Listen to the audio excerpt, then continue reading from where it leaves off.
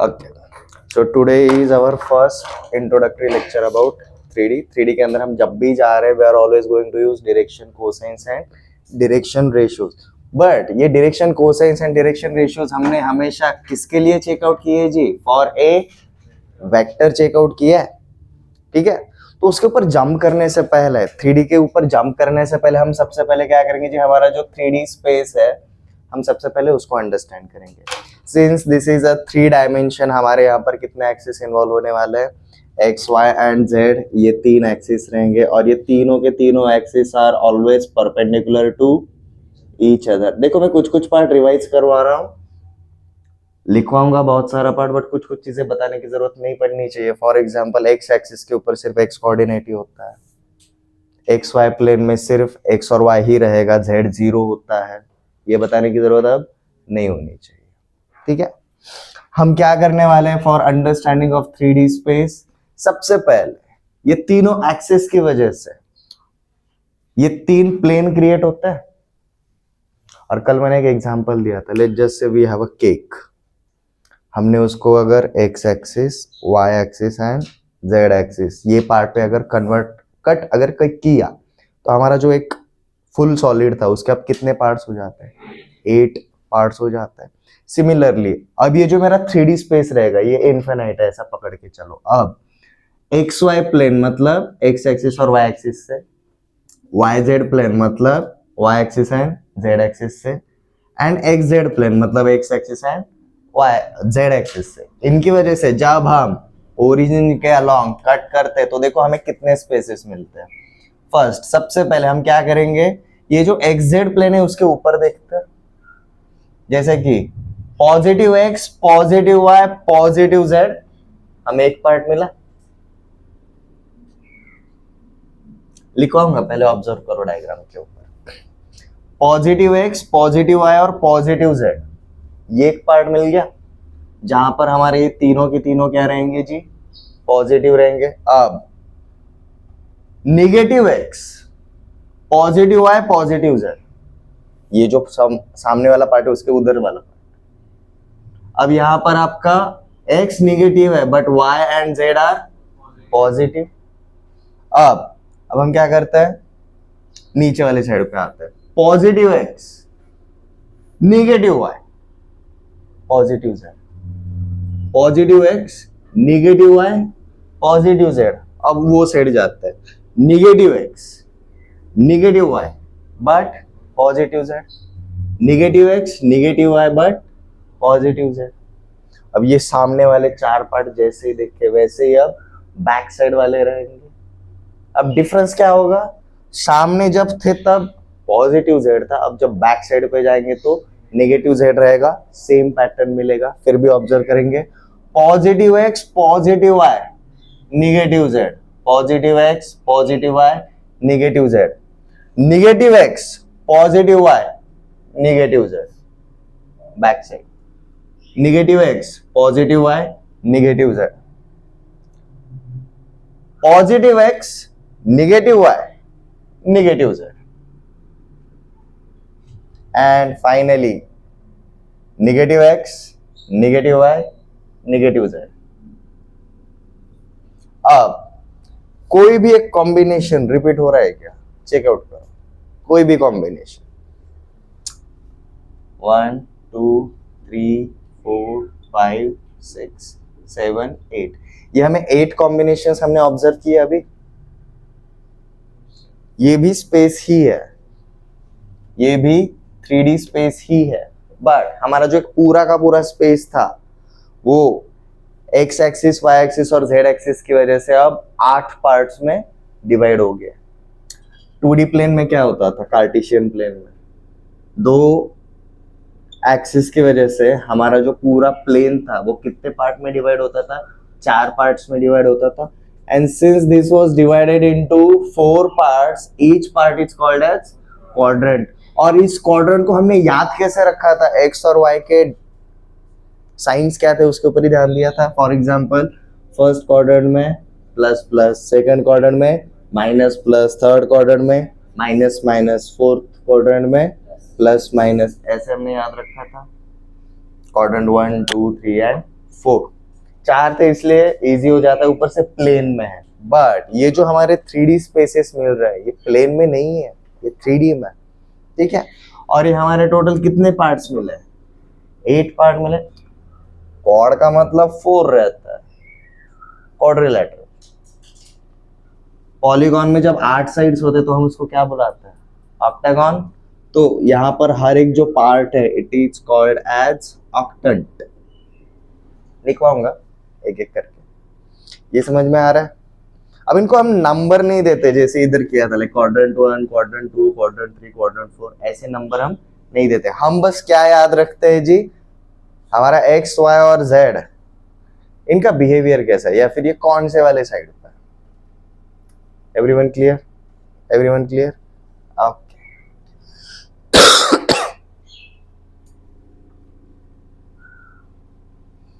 तो बेसिकली अब हम क्या करने वाले हैं, 3D स्पेस के अंदर we will start with our lowest dimension. हमारा सबसे छोटा डायमेंशन हमें कौन सा पता है मैथ के अंदर, पॉइंट, विच इज 0 डायमेंशन। तो we will start with understanding of 3D space के अंदर सबसे पहला वाला पार्ट रहेगा coordinates of a point in 3D space.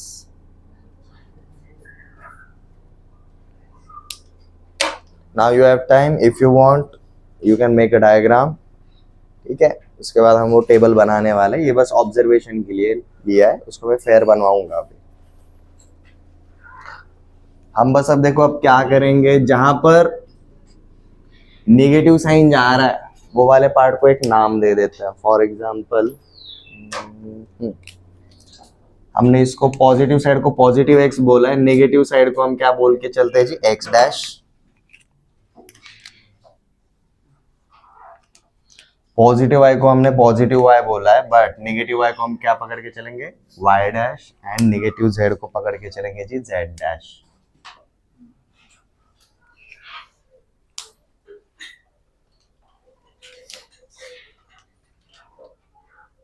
अब ये जो हर एक ऑक्टेंट रहेगा वो आपका क्यों बन रहा है जी, वो हमारा ओरिजिन की वजह से बन रहा है बेसिकली। क्योंकि देखो ना, आपके X Y plane, Y Z plane और एक्स जेड प्लेन तीनों कौन से पॉइंट पे कट करते हैं, कॉमन ओरिजिन पे ही करते हैं। तो हम किसी भी ऑक्टेंट को दिखाते टाइम, ठीक है, हम क्वाड्रिलेटरल में जैसे 4 पॉइंट्स यूज करते हैं, इधर भी 4 पॉइंट्स यूज करेंगे। उसमें से एक पॉइंट हमेशा क्या रहेगा, ओरिजिन रहेगा। और बाकी के जो 3 पॉइंट रहेंगे those will be along X axis, along Y axis and along Z axis. मतलब देखो अगर मैंने तीनों पॉजिटिव लिए तो मेरा ऑक्टेंट क्या बनेगा, O X Y Z. But वहीं पर अगर मैंने एक्स अगर नेगेटिव किया तो O X dash Y and Z. So coordinates of a point in a 3D space.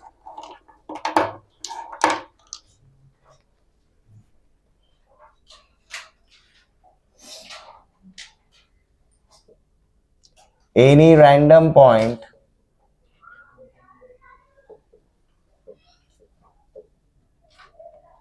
in 3D space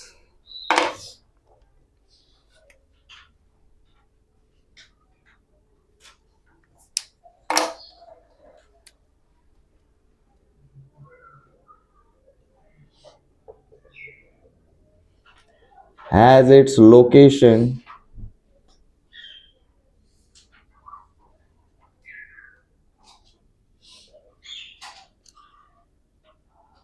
as we construct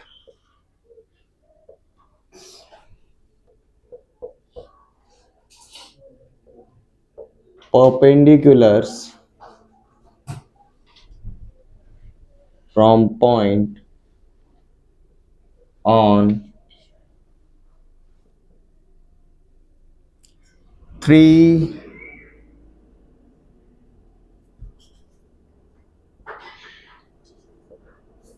coordinate planes, ये हमारे 3 कोऑर्डिनेट प्लेन्स मतलब क्या है जी, that is X Y plane, Y Z plane and X Z plane.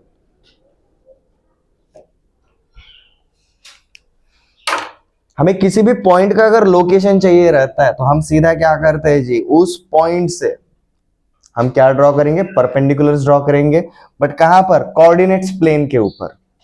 Coordinate planes मतलब हमारे कौन से प्लेन जी, प्लेन बनाने के लिए हमें एट ए टाइम कितने एक्सिस चाहिए रहेंगे, 2। तो हमारा X Y plane, Y Z plane और एक्स जेड प्लेन, उसके ऊपर हम सीधा क्या ड्रॉ करेंगे जी, परपेंडिकुलर ड्रॉ करेंगे। अब देखो क्यों करते हैं, एक्स वाई प्लेन पे याद करो, एक्स वाई प्लेन पे कौन जीरो होता है, जेड जीरो होता है, वाई जेड प्लेन पे एक्स जीरो होता है और एक्स जेड प्लेन पे वाई जीरो होता है। तो जो हम परपेंडिकुलर ड्रॉ कर रहे हैं ये उनका लेंथ है। समझ में आ रहा है? वापस से रिपीट करता हूं, हम ऑलरेडी क्या जानते हैं, हम किसी भी एक प्लेन के ऊपर जब जाते हैं तो प्लेन में जो वेरिएबल्स है वही रहता है, जो दूसरा वेरिएबल, सॉरी जो तीसरा वेरिएबल रहता है वहां पर वो जीरो होता है। तो जब मैं ना, कोई भी एक रैंडम पॉइंट रहेगा, हमने क्या देखा था जी, हमारा कोई भी रैंडम पॉइंट अगर रहता है तो उसका कोऑर्डिनेट्स 3D में हम क्या दिखाते हैं, X comma Y comma Z. वहां से अगर परपेंडिकुलर अगर मैं किसी भी एक स्टैंडर्ड प्लेन के ऊपर अगर ड्रॉ करूंगा तो उस प्लेन के ऊपर एक कोऑर्डिनेट क्या हो जाता है जी, हमारा जीरो हो जाता है। तो डिस्टेंस फॉर्मूला के हिसाब से हम सीधा बता सकते हैं कि हमारा लोकेशन क्या रहेगा।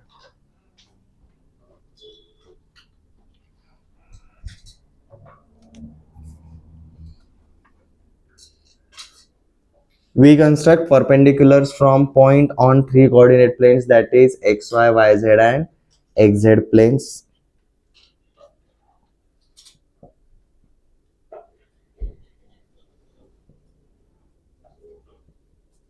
Length of these perpendiculars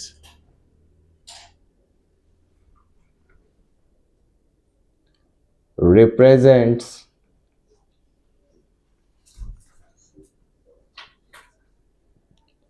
location of a point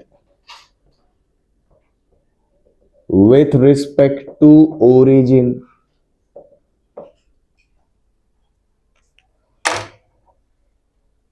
अगर किसी को ये स्टेटमेंट में भी अगर इश्यू जा रहा है तो वापस से यहाँ पर देख लो, ये जो हमारा एक्स वाई प्लेन है ये कौन से एक्सिस को परपेंडिकुलर है, इसको कौन सा एक्सिस परपेंडिकुलर है, जेड एक्सिस परपेंडिकुलर है। तो एक्स वाई प्लेन को जेड एक्सिस परपेंडिकुलर रहेगा, वाई जेड प्लेन को एक्स एक्सिस परपेंडिकुलर रहेगा, एक्स जेड प्लेन को हमारा वाई एक्सिस परपेंडिकुलर रहेगा।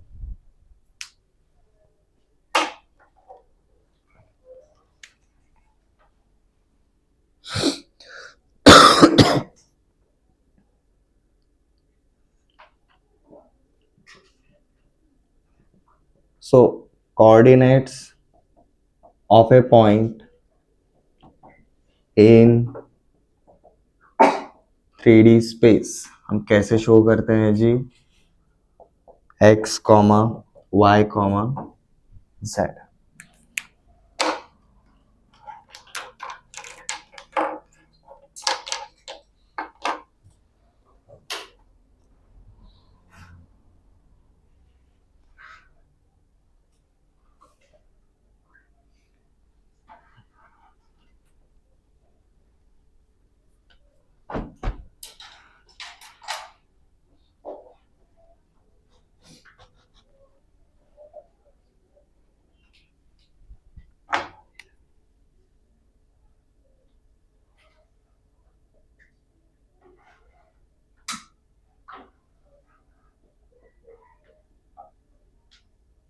Three D space,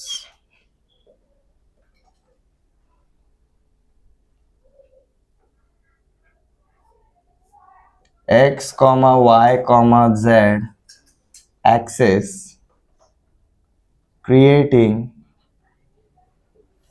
xy yz and xz plane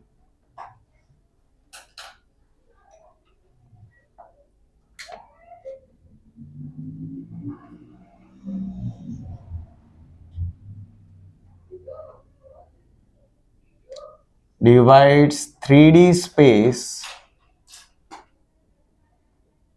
into 8 parts where coordinates of a particular point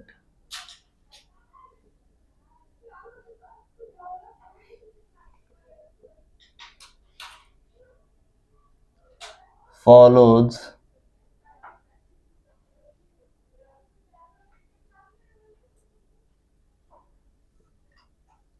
की जगह have लिखो, have certain signs। अब इसके बाद हम टेबल बनाने वाले हैं।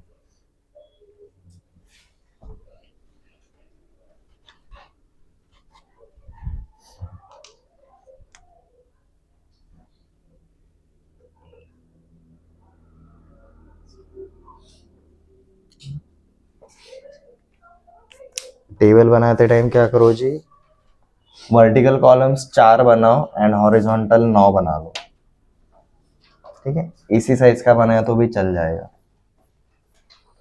डायग्राम का काम ऐसे हो चुका है।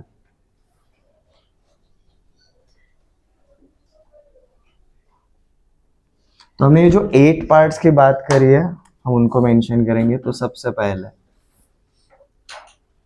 ये वाले डायरेक्शन में हम ऑक्टेंट रिप्रेजेंट करेंगे और ये वाले डायरेक्शन में जी हम क्या शो करेंगे जी, सिग्नेचर।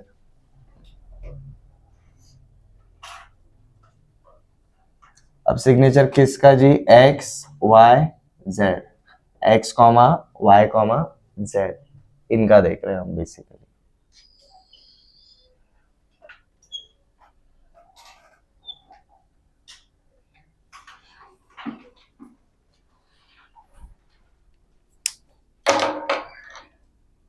इसको अगर क्विकली एंड शॉर्टली अगर बनाना है तो सबसे सिंपल, इधर देखो पैटर्न कैसा है, x अल्टरनेटली प्लस माइनस हो रहा है, y 2 बार प्लस है 2 बार माइनस है, z 4 बार प्लस है 4 बार माइनस, ठीक है। तो जहां पर आपका x y और z पॉजिटिव है उसको हम x y और z करके ही बोलेंगे। जहां पर आपका x y और z निगेटिव है वहां पर हम x डैश y डैश और z डैश करके लिखेंगे। तो octant o x y z, यहाँ पर x y और z तीनों के तीनों पॉजिटिव रहेंगे। दूसरा वाला रहेगा o x dash y z, यहाँ पर x निगेटिव रहेगा but y and z positive रहेंगे। o x y dash z, यहाँ पर x पॉजिटिव रहेगा y निगेटिव रहेगा z पॉजिटिव रहेगा। Next o x dash y dash z, यहाँ पर x निगेटिव y निगेटिव और z पॉजिटिव रहेगा। Next o x y z dash, यहाँ पर x positive y positive but z negative रहेगा। o x dash y z dash, यहाँ पर x negative y positive z negative रहेगा। o x y dash z dash, यहाँ पर x positive y negative z negative रहेगा। o x dash y dash z dash, यहाँ पर तीनों के तीनों कैसे रहेंगे, निगेटिव रहेंगे। ये रीड उस डायग्राम के रेफरेंस में करना हमेशा। ये जो हम ऑक्टेंट रीड आउट कर रहे हैं डायग्राम को रेफर करके करना। o x y z front side, o x dash y and z front side पे, बट इसका बैक साइड।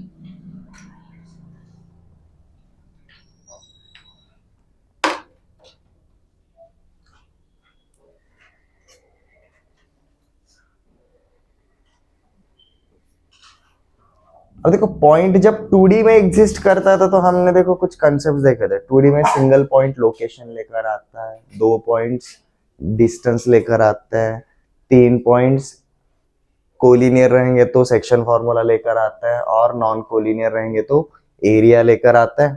सेम चीजें 3D में पॉइंट करता है। सिंगल पॉइंट क्या लेकर आएगा, लोकेशन लेकर आएगा। बट अब जो भी लोकेशन रहेगा 2D में हम क्वाड्रेंट वाइज देखते थे, अब 3D में हम ऑक्टेंट वाइज देख रहे हैं। उनके ये साइंस रहता है, ठीक है। लोकेशन लेकर आएगा, 2 पॉइंट्स अब क्या लेकर आएंगे, डिस्टेंस फॉर्मूला लेकर आएगा, and you will find out, हम वो वाला पार्ट देखने वाला है, it quite resemble with our 2D। 2D में जैसा पॉइंट का बिहेवियर होता है, सिमिलरली 3D में भी पॉइंट का बिहेवियर वैसा ही होता है लगभग, ठीक है। सिंगल पॉइंट का समझ में आ गया। अब 2 पॉइंट्स आते तो क्या होता है देखें।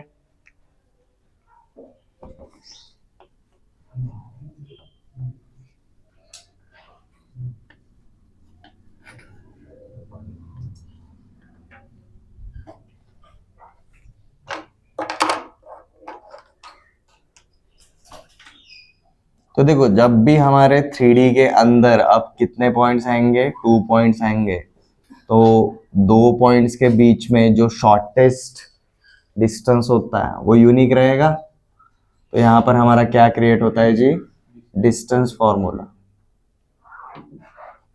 Distance formula,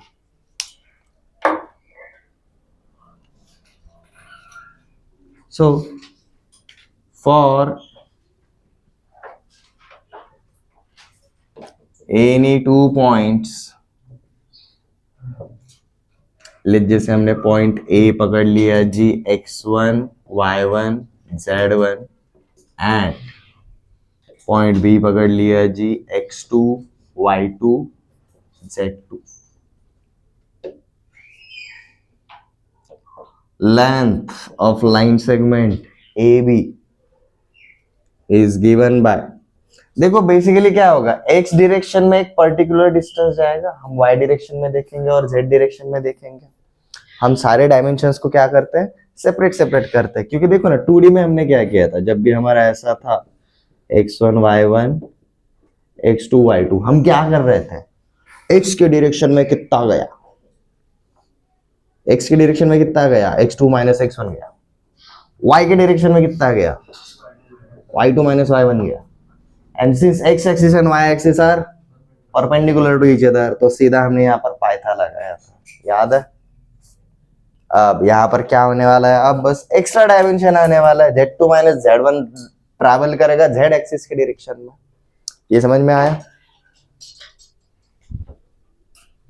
so length between point A and B is given by root over x2 minus x1 का whole square plus y2 minus y1 का होल स्क्वायर, एक्स्ट्रा क्या आता है बस z2 माइनस z1 का होल स्क्वायर। सेम फॉर्मूला आपका बस। अब क्या हो रहा था, 2D में देखो हमारा सिर्फ इतना ही फॉर्मूला था, 2D में हमारा सिर्फ x axis and y axis था, इसलिए हमारा सिर्फ x1 y1 and x2 y2 था।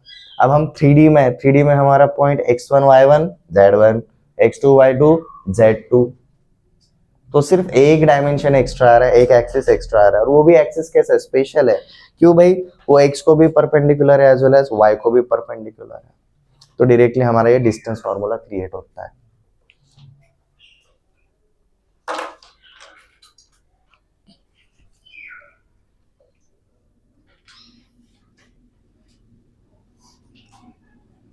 Find length between point P given as 1, 4, -3 and point Q given as, let's just say, -2, +6 and +3। ये दोनों पॉइंट्स के बीच का लेंथ फाइंड आउट करो। What is the length of PQ, सीधा formula डाल सकते हैं।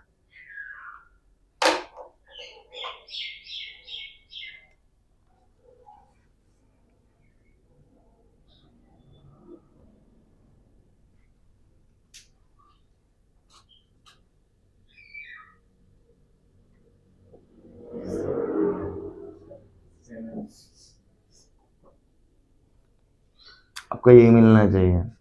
आप P माइनस क्यू करो या फिर Q माइनस P करो, बट एक ही डायरेक्शन में करो। मतलब मैंने -2 -1 -3 का स्क्वायर, 6 -4 +2 का स्क्वायर, 3 माइनस ऑफ -3 +6 का स्क्वायर, ऐसे करो, या फिर 1 माइनस ऑफ -2 4 -6 -3 -3 का स्क्वायर, ठीक है, आएगा तो सेम। आपको कितना मिलता है जी, कितना डिस्टेंस मिला आपको, 7 units.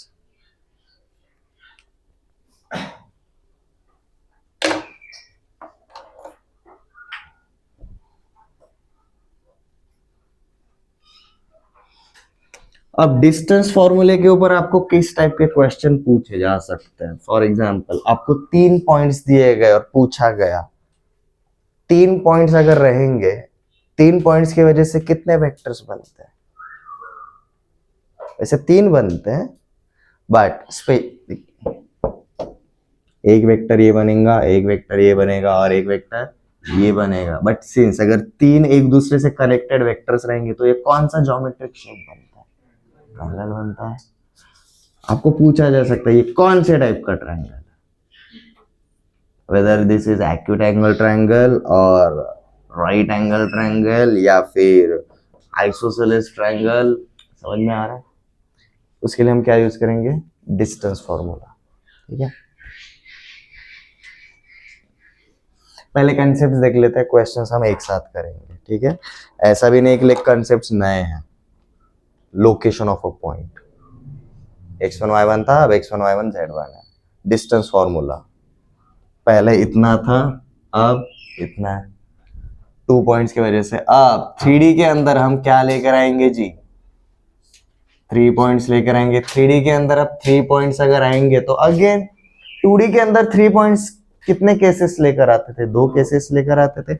Either this 3 points are collinear or this 3 points are non collinear. और जब कोलिनियरिटी रहती थी तो हम क्या बोलते थे, भाई हमें अगर A पता है, B पता है, हम C निकाल सकते हैं, प्रोवाइडेड हमें क्या पता होना चाहिए जी, इनके बीच का रेशियो पता होना चाहिए। यहाँ पर हमने सेक्शन फॉर्मूलेस क्रिएट किए थे। एंड जब हमें ये A, B और C ऐसे पॉइंट्स मिलते थे तो ये ट्रायंगल बनाता है, एक प्लेन फिगर है। और जब भी कोई एक क्लोज फिगर आता है तो हमें उसका क्या मिलता है, एरिया मिलता है। ये क्लियर। जब हम अब 3D में एंटर कर रहे हैं, आपका सेक्शन फॉर्मूला जो है वो सेम रहेगा, आपका सिर्फ क्या चेंज हो जाता है जी, एरिया वाला फॉर्मूला चेंज हो जाता है। कैसे, 2D में हमने क्या देखा था, अगर ये x1 y1 x2 y2 and x3 y3 है तो एरिया ऑफ ट्रायंगल AB से हमने क्या देखा था जी, half of x1 y1 1 x2 y2 1 x3 y3 1, इस तरीके से देखा था। यहां पर हम क्या करेंगे जी, अब 3D में है, अब सिर्फ x1 y1 है क्या, नहीं, z1 भी है, z2 भी है, एज वेल एज z3 भी है। हम क्या करेंगे, वेक्टर AB बनाएंगे, वेक्टर AC बनाएंगे। समझ में आया, समझ में आया, नहीं समझा, ओके, एरिया में देख लेंगे। लेट्स स्टार्ट विथ, क्या होता है जब हमारे 3 पॉइंट्स आते हैं 3D स्पेस के अंदर। So when 3 points are introduced in 3D space,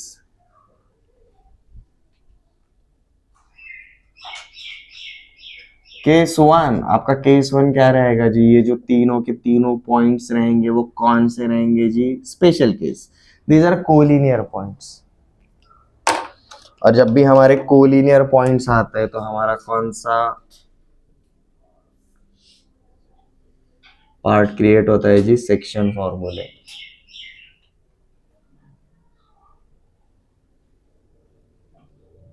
ठीक है, so let point A x1 y1 z1 and point B x2 y2 z2 are divided by point C। अब यहां पर अगेन 2 केसेस, एक तो पॉइंट C को इंटरनली डिवाइड करेगा या फिर एक्सटर्नली डिवाइड करेगा। हम इंटरनली वाला फॉर्मूला बनाएंगे, उसमें प्लस की जगह पर माइनस डाल देंगे तो किसका बनेगा, एक्सटर्नल का बनेगा। So and Let A and B are divided by point C in internally in ratio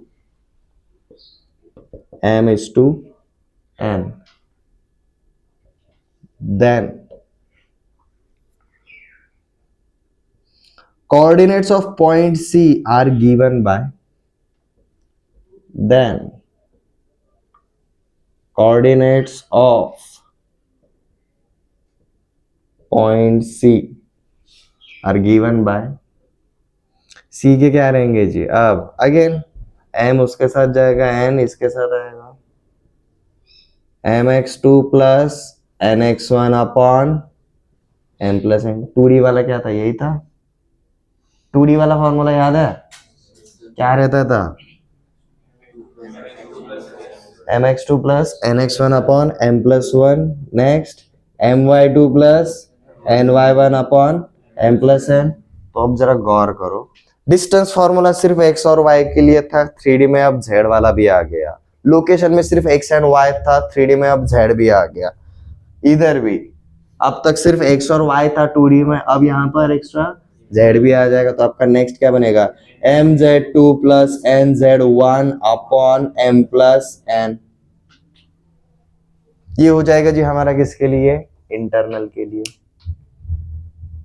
मैं बार बार इनको डेरिवेट करने की जरूरत नहीं है, 2D में हमने आराम से किया था इनको डिराइव, सेम अप्रोच है, अब बस किधर है, 3 डायमेंशन में। तो क्विकली करने के लिए हम क्या याद रखते हैं, 2D में सिर्फ एक्स वाई था, अब यहाँ पर एक्स्ट्रा जेड भी आ रहा है, ठीक है।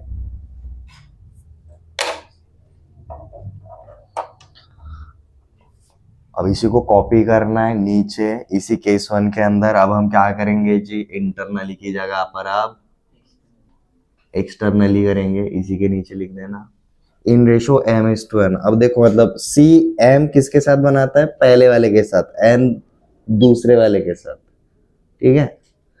m अगर बड़ा रहेगा तो ऑब्वियसली a दूर रहेगा उससे, ठीक है।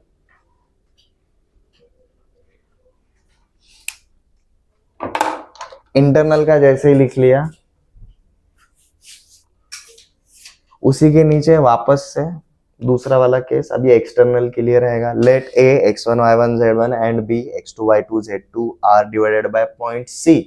अब इंटरनली की जगह पर अब सिर्फ एक्सटर्नली रहेगा, देन हमारा डिफरेंस क्या आता है जी, अब प्लस की जगह पर अब हमारे माइनस साइन लगेंगे। कुछ डिफरेंस है 2D वाले सेक्शन फॉर्मूले एंड 3D वाले सेक्शन फॉर्मूले में?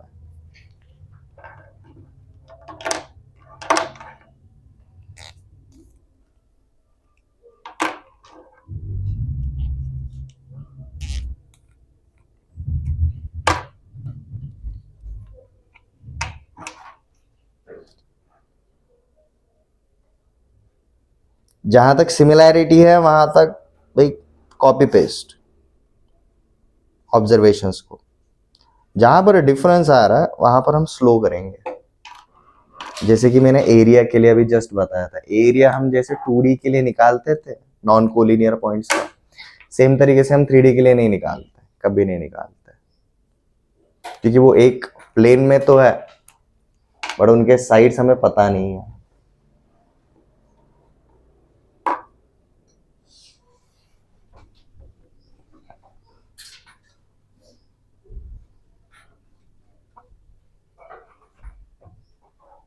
अब अगेन 3D के अंदर हमने 3 पॉइंट्स डाले, when 3 points are introduced in 3D space, हमने केस 1 लिया था collinear points.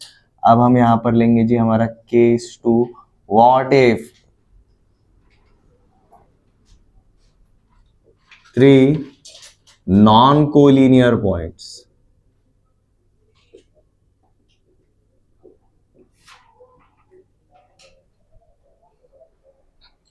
3 non collinear points.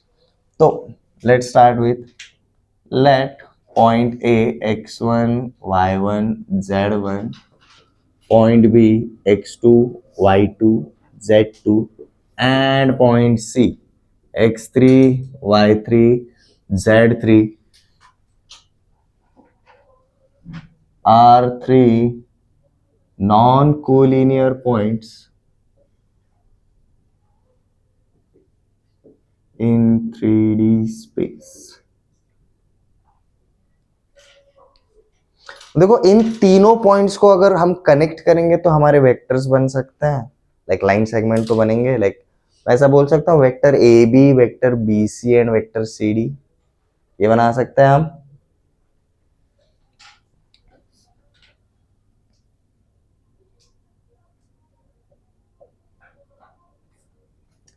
After joining these 3 points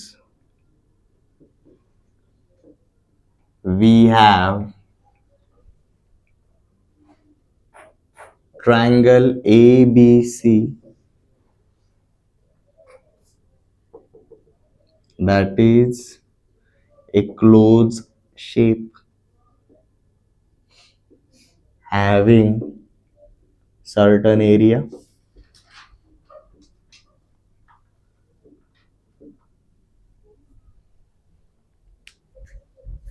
हमें क्या पूछा जा सकता है भाई, हमें ये एरिया पूछा जा सकता है।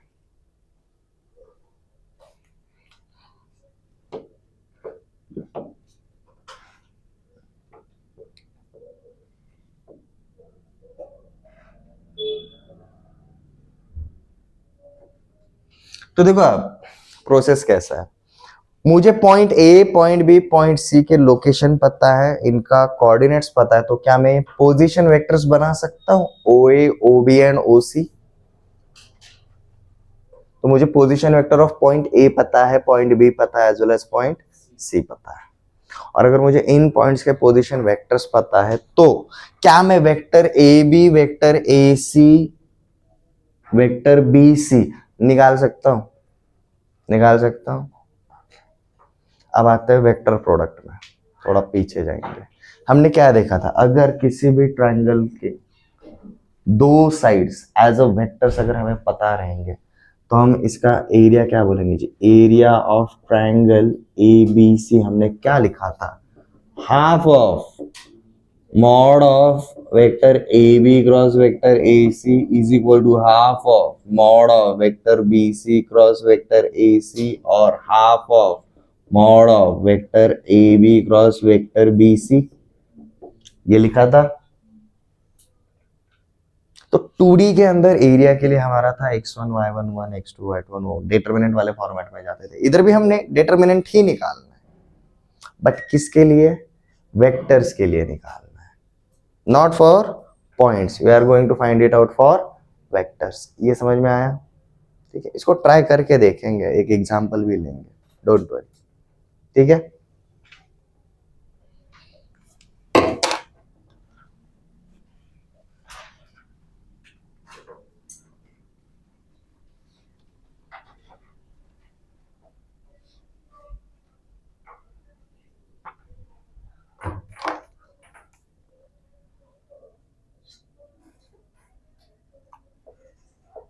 find area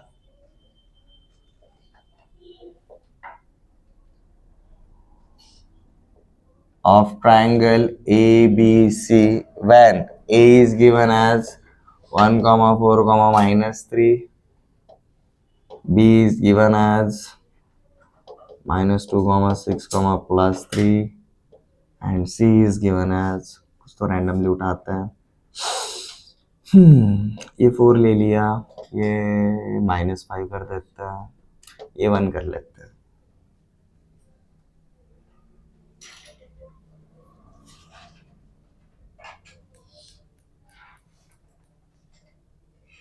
ये नॉन कोलिनियर पॉइंट्स है। ठीक है, अब ये 3 पॉइंट्स को जैसे कनेक्ट किया तो हमें अब क्या मिलेगा, ट्रायंगल एबीसी मिलेगा। अब इसको 2D वाले फॉर्मूले के हिसाब से आप जा भी नहीं सकते, like half of x1 y1 1, अब 1 की जगह आप क्या z1 लिखोगे, होगा ही नहीं, होगा ही नहीं। ठीक है,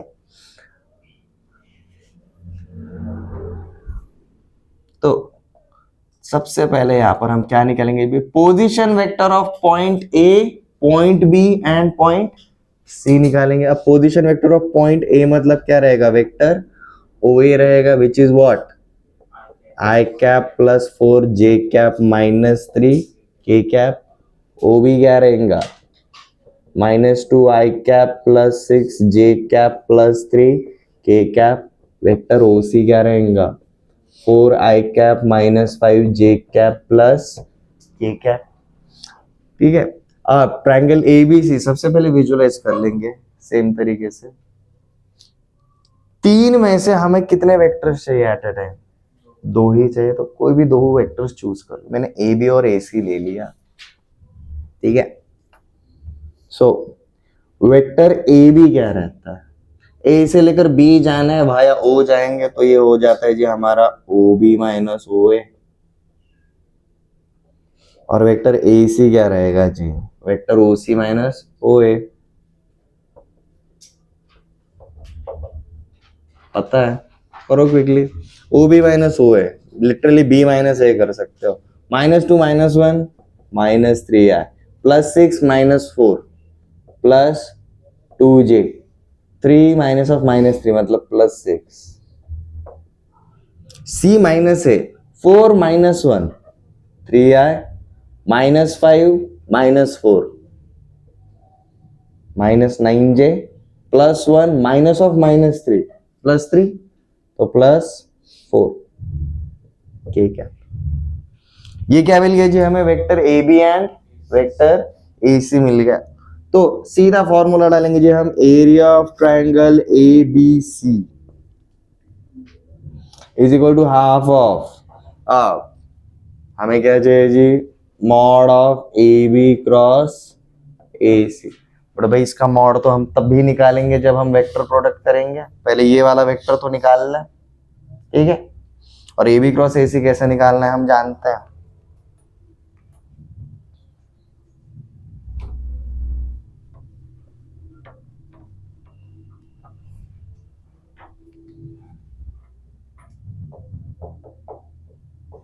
vector A B cross A C is a 3x3 वाला डिटरमिनेंट जिसका पहला row is I cap J cap K cap, दूसरे वाले रो में वेक्टर ए बी के जाएंगे, वेक्टर ए बी वाला पार्ट रहेगा vector A B is what -3 2 and +6 and vector A C आएगा थर्ड रो में 3 -9 एंड +4। अब देखो ये क्या बनेगा, आई कैप के साथ कौन आएगा 2 × 4 6 माइनस 6 × -9 -54 व्हाट क्या किधर इधर अच्छा 4 to the 8 ऐड कर दिया शायद, minus of -54 plus J cap 6 × 3 18 minus of 3 × -12 plus K cap -3 × -9 27 minus of 3 × 2 6। देखो कितना आता है ये plus 62i plus 30j plus 21k। ठीक है, ये हमारा क्या है जी ए बी क्रॉस ए सी आया, बट हमें इसका क्या चाहिए सिर्फ मॉड चाहिए। तो मॉड हमारा क्या आएगा जी, मॉड आएगा हमारा √62 square plus 30 square plus 21 square, काफी बड़ा जाएगा ये। 62 का स्क्वायर कितना रहता है, मुझे 60 का पता है 3600 होता है, 61 का 4 टाइम्स क्या रहता है, 61 का 4 टाइम्स 244 3844, तो ये रहेगा जी इसका 3844, इसका रहता है 900 और उसका रहता है हमें 441।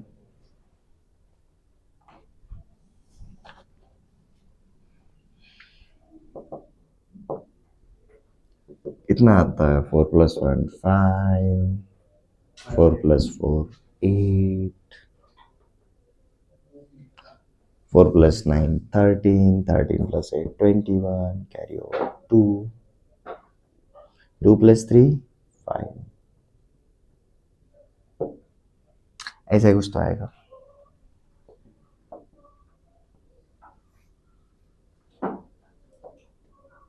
देखो मैंने रैंडमली पॉइंट्स दिए थे इसलिए रैंडम आया, हमें क्वेश्चंस वेल डिजाइन रहते हैं। ये क्या रहेगा, इसका एरिया रहेगा। अब एरिया का आप अंदाजा लगा सकते हो, ये नंबर कहाँ से कहाँ तक है, देखो ना ये 4900 से 6400 के बीच में, ये 4900 मतलब 70 का स्क्वायर होता है, ये मतलब आपका 80 का स्क्वायर होता है, ये 4900 से थोड़ा सा बड़ा है, समझ में आ रहा है। तो इसका एरिया 71 के अराउंड रहेगा, स्क्वायर यूनिट्स डिवाइडेड बाय 2। समझ में आया, अंदाजा कैसा लगा सकता है। ओके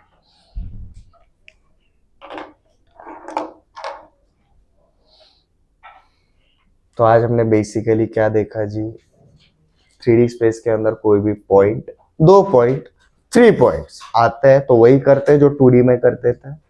सिंगल पॉइंट क्या लेकर आता है, लोकेशन लेकर आता है। 2 पॉइंट्स क्या लेकर आएंगे, डिस्टेंस फार्मूला लेकर आएंगे। 3 कोलिनियर पॉइंट्स सेक्शन फार्मूला लेकर आएंगे, internal as well as external.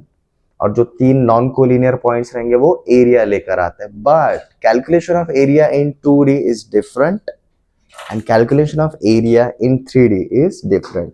3D में हम जब भी काम करने के लिए जा रहे हैं, हम किसकी मदद ले रहे हैं, हम किन की मदद ले रहे हैं, हम वेक्टर्स की मदद ले रहे हैं। ये समझ में आ रहा है, क्यों? क्योंकि भाई वेक्टर आपको डायरेक्शन भी बताता है, कौन से डायरेक्शन में जा रहा है, एज वेल एज आपको लेंथ भी बताता है। क्लियर है एवरीवन, किसी को कोई डाउट? ठीक है, हम अगले लेक्चर में इसको और डिटेल्स में शुरुआत करेंगे। Again we will start with some questions, वो जो क्वेश्चंस रहेंगे इसी टॉपिक के ऊपर रहेंगे, ठीक है।